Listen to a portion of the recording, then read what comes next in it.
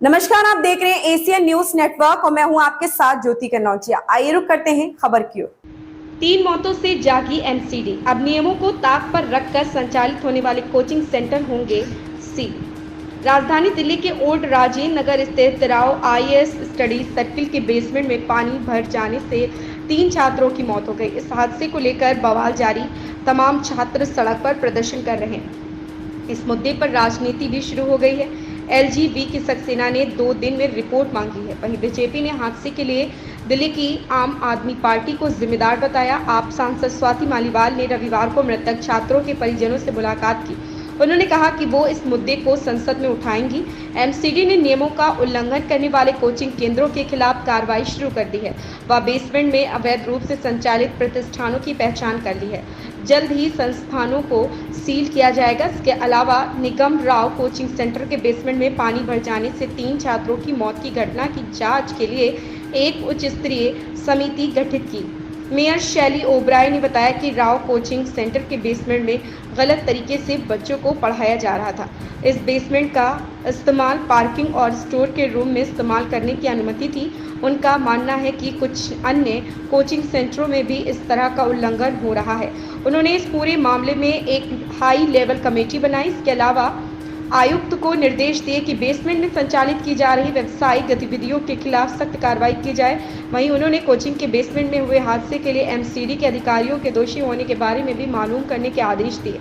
उन्होंने कहा कि इस मामले में किसी भी दोषी अधिकारी को बख्शा नहीं जाएगा। राव कोचिंग सेंटर में हादसे के बाद एमसीडी जागा और रविवार को ऐसे कोचिंग सेंटर पर कार्रवाई की जहां नियमों का उल्लंघन हो रहा था। नगर निगम ने ऐसे 13 कोचिंग सेंटर को सील कर दिया है। जिम्मेदार मानती है आप? जो सवाल उठ रहे हैं कि एमसीडी की पूरी जिम्मेदारी थी, वहाँ पे डिसिल्टिंग नहीं हुई थी, पानी का बहाव जो आया उसमें बच्चे डूब गए। देखिए, कल एक बहुत ही दुखद घटना हुई। राजेंद्र नगर के एक कोचिंग सेंटर की बेसमेंट में पानी भर गया और कुछ बच्चे ट्रैप हो गए। जैसे ही मुझे इस घटनाक्रम का पता लगा, मैं मौके पर पहुंची। वहां पर देखा कि एनडीआरएफ की टीम जो है ऑलरेडी रेस्क्यू ऑपरेशन कर रही थी और ये सबसे दुख की बात है कि 3 बच्चों की मौत हो गई। और अब जैसे ही इस घटना के बाद अब मैंने कमिश्नर एमसीडी को एक लेटर लिखा है जिसमें आप देख सकते हैं कि हमने 2 निर्देश मैंने दिए हैं। पहला, दिल्ली में जितने भी कोचिंग सेंटर्स हैं जो उन बिल्डिंग्स में चल रहा है जो एमसीडी के जुरिस्डिक्शन में आते हैं और बेसमेंट में बायलॉज के अगेंस्ट या नॉर्म्स के अगेंस्ट ऐसे कोचिंग सेंटर चल रहे हैं, उन पर सख्त से सख्त कार्रवाई हो, उन पर एक्शन लिया जाए। दूसरा, और अगर इस मामले में जो कल राजेंद्र नगर में हुआ कोई भी एमसीडी अधिकारी अगर जिम्मेदार है तो उस पर भी सख्त कार्रवाई की जाए। मैं आपको बताना चाहती हूं इस बिल्डिंग के बारे में। ये जो बिल्डिंग है इसका जो कंप्लीशन सर्टिफिकेट 2021 में मिला था और साफ साफ यहां लिखा है कि बेसमेंट में पार्किंग यूज और स्टोरेज के लिए और कार लिफ्ट के लिए यूज होगा। तो मैं बताना चाहती हूं कि अगर इस प्रकार से इलीगल तरीके से या प्रॉपर्टी को मिसयूज कर अगर ऐसे कोचिंग सेंटर्स बेसमेंट में चल रहे हैं तो उन पर कार्रवाई होगी और साथ ही अगर कोई अधिकारी जिम्मेदार होगा उस पर भी सख्त से सख्त कार्रवाई होगी। लेकिन जो सवाल उठ रहे हैं मैम की एमसीडी की कार्यप्रणाली पे कि एमसीडी को इस तरह से प्रॉपर्टी टैक्स आप लोग लेते हैं, उसकी जिम्मे वहाँ पे जाकर जांच करना, उन्हें सर्टिफिकेट देना, जो एनओसी देना, सब एमसीडी की जिम्मेदारी है। साथ में जो हादसा हुआ, जो पानी वहाँ पे पहुंचा, उसकी भी जिम्मेदारी एमसीडी की बनती है। देखिए, बताया जा रहा था कि बिल्डिंग के आगे से कोई ड्रेन या कोई सीवर जो निकलता है वो एकदम से फट गया।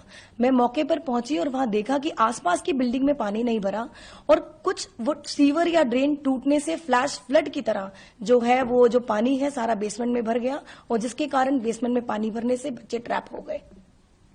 अभी जो आपने बताया कि 2021 में इसे मतलब इसका कंप्लीशन सर्टिफिकेट दिया गया था, बीजेपी जो आरोप लगा रही है कि अभी की एमसीडी में क्योंकि आप लोग हैं शासन में, आप उन पे आरोप लगा रहे हैं कि उनके शासन काल में हुआ, तो इस आरोप प्रत्यारोप पे कहीं ना कहीं बच्चों की मौत हो रही है। देखिए, मुझे लगता है जब ऐसी दुखद घटना होती है तो हमें ब्लेम गेम नहीं करना चाहिए, ना आरोप और प्रत्यारोप करना चाहिए।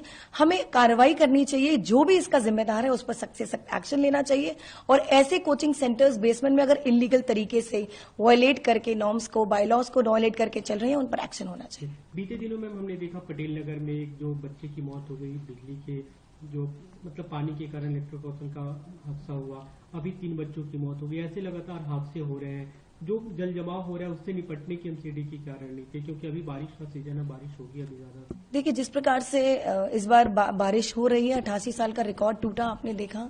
वाटर लॉगिंग की समस्या है, पर एमसीडी हो, पीडब्ल्यूडी हो, दिल्ली जल बोर्ड हो, वो 24 घंटे आप देखेंगे ग्राउंड पर काम कर रहे हैं कि दिल्ली की जनता को समस्या का जो है हमें समाधान दे सके। जी, हमने मैम लोकल एमएलए दुर्गेश पाठक से बात की, जनपद के प्रभारी भी हैं। उनका कहना था कि जल बोर्ड के अधिकारियों से लगातार बातचीत हुई, सुपर शकर मशीनें मांगी गई, कहीं न कहीं जल बोर्ड की तरफ से मशीनें उपलब्ध नहीं कराई गई, या जो एमसीडी के जो अधिकारी हैं उनकी तरफ से कहीं न कहीं जो एक तरह से सहयोग मिलना चाहिए वो नहीं मिला। आपको लगता है कि इस खबर में बस इतना ही। बने रहें एशियन न्यूज नेटवर्क के साथ।